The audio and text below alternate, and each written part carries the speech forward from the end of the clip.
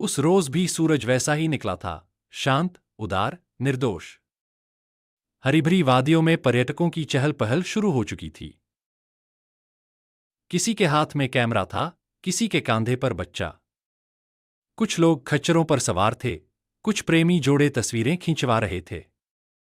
चारों ओर एक तरह की निर्मलता थी, जो बस पहलगाम ही दे सकता है।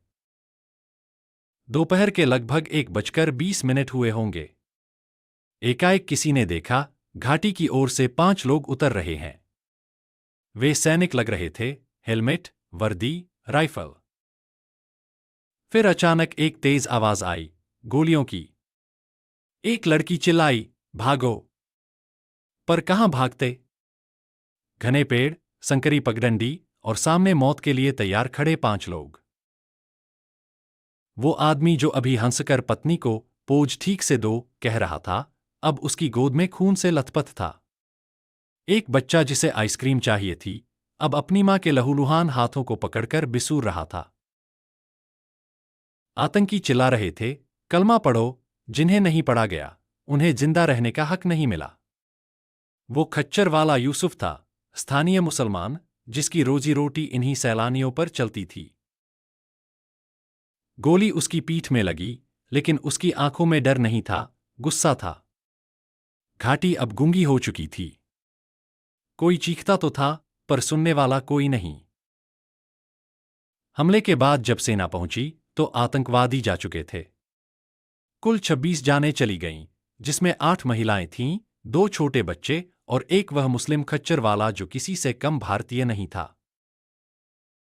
राहुल, जिसकी शादी जून में थी, अब सफेद कपड़े में लिपटा मिला।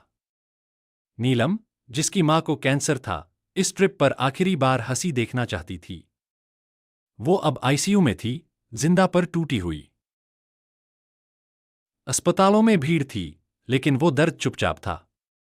एक टीवी स्क्रीन पर खबर चल रही थी, पहलगाम में आतंकी हमला, 26 की मौत, पर कोई ये नहीं दिखा रहा था कि एक बचे हुए लड़के की आंखें क्यों इतनी खाली हैं। 3 दिन बाद, जब अंतिम संस्कार हो रहे थे, तब कई शवों को पहचानना मुश्किल था।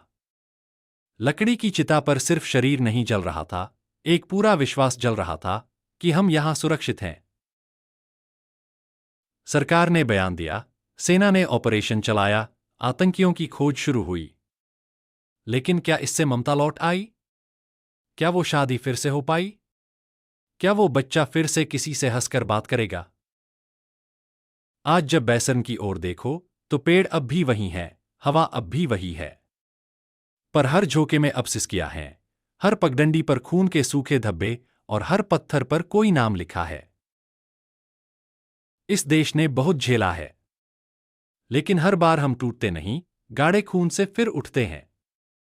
इस बार भी उठेंगे, पर यह भी याद रखेंगे कि उस दिन 22 अप्रैल 2025 को घाटी ने फूलों से नहीं, खून से स्वागत किया था।